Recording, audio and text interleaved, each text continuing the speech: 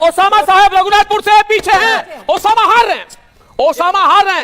मैं कह रहा हूं आपको ये तभी संभव है जब हिंदू एकत्र हो जाए। इस चुनाव से प्रचंड बहुमत से जहां पे 190 सीटें तक आ रही हैं, ये प्रचंड बहुमत नहीं है, ये हिंदू एकता दिख रही है, ये विकास का रास्ता दिख रहा है, विकास plus Hindutva, Hindu unity plus development दिख रहा है।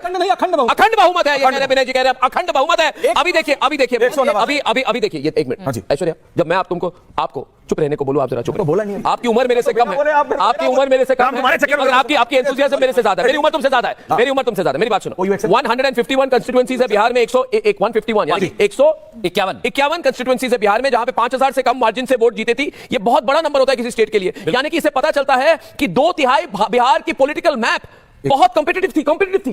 ऐसे चुनाव में ये बहुत क्लोजली कंटेस्टेड सीट्स होते हैं। बिल्कुल, बहुत आप समझिए 3 में से 2 सीट्स होते हैं मनोज जी, जहां पे विनिंग मार्जिन 5000 से कम हो। इसका मतलब क्या होता है मनोज जी? इस सिचुएशन में जेडीयू 43 में आगे हैं, बीजेपी 39 में आगे हैं। यानी कि जो टाइट रेस है, सारे टाइट रेस में से 5 में से 4 टाइट रेस बीजेपी जेडीयू की तरफ हो रही है। यानी कि बीजेपी की कोई एज नहीं है। उसके साथ एलजेपी फैक्टर सामने आ गई, तो आरजेडी और कांग्रेस पार्टी उन सीटों में पीछे पड़ गई जहां के मार्जिन कम था।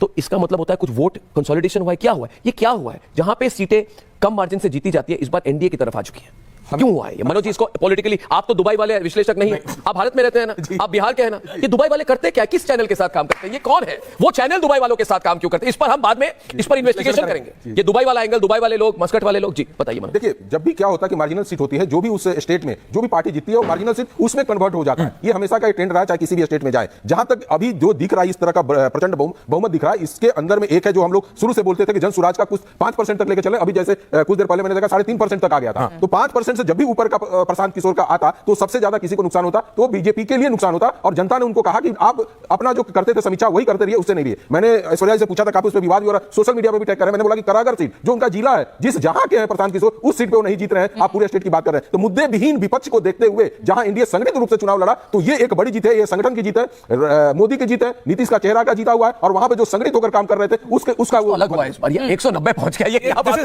190 पे रेणु जी, मुझे लगता है आप प्लीज राहुल गांधी का त्यागपत्र ले लीजिए। लरेब अकरम जी, आप प्लीज औपचारिक तौर से बोल दीजिए कि राहुल गांधी ने आपको छुरा भोगा। खुद तो मरे, सबको लेके मरे। हम तो डूबेंगे, तुम तो तुम्हें भी ले डूबेंगे। हम तो डूबेंगे सनम, तुमको भी लेके डूबेंगे। मगर ये कोई सनम वनम नहीं निकले, ये ले डूबे। पूरा खोद दिया। लरेब जी, हंस के कुछ नहीं होगा, सीरियस बात कर रहा हूं। अभी हम थोड़ा सा इंतजार ये क्या इंतजार? पिक्चर, अरे क्या इंतजार करूं? पिक्चर अभी बाकी है। प्रियंका पिक्चर खत्म है भाई। ट्रेलर के साथ पिक्चर भी खत्म नहीं है। अभी इंटरवल भी नहीं, पिक्चर खत्म हो चुकी है। क्या इंतजार कर रहे हैं? पता नहीं कहां है राहुल गांधी।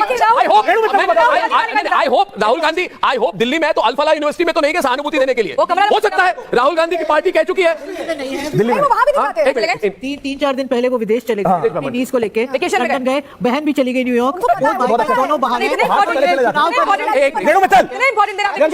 चुनाव के लिए की जयंती है, उसके समाधि पर भी नहीं गए। नहीं, क्योंकि यहाँ नहीं है, दोनों विदेश में है। अभी देखिए यहाँ इनका जो एक नया टीम बना है राहुल गांधी का, जो कहता है कि हम, अरे हाइड्रोजन बॉम्ब उनकी कहां चली?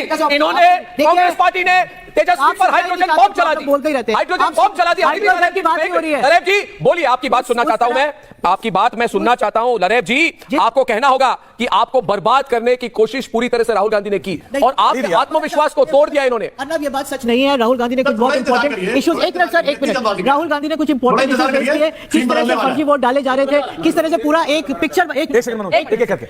पिक्चर बनाई गई। उन्होंने जो आपको दिखाया, उसका कोई इलेक्शन कमीशन ना काउंटर कर पाया, ना उसका कोई जवाब दे पाया। जो भी पॉलिटिकल पार्टी, एक मिनट सर, आपने बोल लिया ना, मैं बोल लूं? मैं भी झूठ हूं, सारी दुनिया झूठ है, बस इलेक्शन कमीशन और बीजेपी सच है ना। प्रॉब्लम यह है कि जिस चीज का, हाँ, इंस्टीट्यूशन है तो बिहेव करे इंस्टीट्यूशन की तरह से। इंस्टीट्यूशन है तो उसकी भी एक जवाबदेही है। वो समझे कि कहाँ झूठ हो रहा है और कहाँ सच हो रहा है, और वो किस चीज का जवाब देगा। किसी भी, एक मिनट मैडम, खबर आती रहेगी, एक मिनट सुन लीजिए। नहीं, आप सुनिए, राहुल गांधी को कोई डिफेंड नहीं। राहुल, एक मिनट, राहुल गांधी जो भी किया वो पार्टी के हित में नहीं था। आप बीच में चुनाव छोड़ के चले जाते हैं, जो कुछ किया, जिस तरह से टिकटें बटी, की लास्ट मिनट पे छोड़ा, जिस तरह से उन्होंने पूरा एंटी ब्राह्मण माहौल बनाया, जिससे पूरा बैलेंस हुआ। एंड ऑफ डिस्कशन विजुअल यही ऑफिस 82 इलेक्शन कमीशन दे रहा है, सिंगल लार्जेस्ट पार्टी है वहां। एक मिनट आप चिल्लाइए मत, आप बिहार का मतलब नीतीश कुमार, टाइगर अभी जिंदा है, टाइगर निकले नीतीश कुमार, टाइगर अभी जिंदा है, और ये स्माइलिंग छवि इनकी कि वो टाइगर जिंदा है, उसको तो चीफ मिनिस्टर ही प्रोजेक्ट नहीं कर रहे थे कि किसी तरह से पहली बार हमारा चीफ मिनिस्टर बन जाए। जब पीक थी मोदी जी की तब भी नहीं बना पाए, जब अडवाणी जी का रथ यात्रा एक बात कहूंगा, बना ही नहीं पाए, अपना चीफ मिनिस्टर नहीं बना पाए, बनाए अपना चीफ मुझे ऑनर तो करिए भाई, मैं आपको कह रहा हूं, देखिए भारत में ये जो चुनाव में जीत हुई है, आप मेरी बात सुनिए, देखिए आप मेरी बात सुनी नहीं हो ना, कांग्रेस आप मेरी बात, कांग्रेस एक विदेशी पार्टी है, जो भी हो, क्योंकि विदेशियों ने कांग्रेस पार्टी बनाई, विदेशी पार्टी, विदेशों से बनी हुई पार्टी, क्यों नहीं बनाया? रॉबर्ट वाड्रा की पार्टी, उसका सफाया बिहार में, उसका इंपैक्ट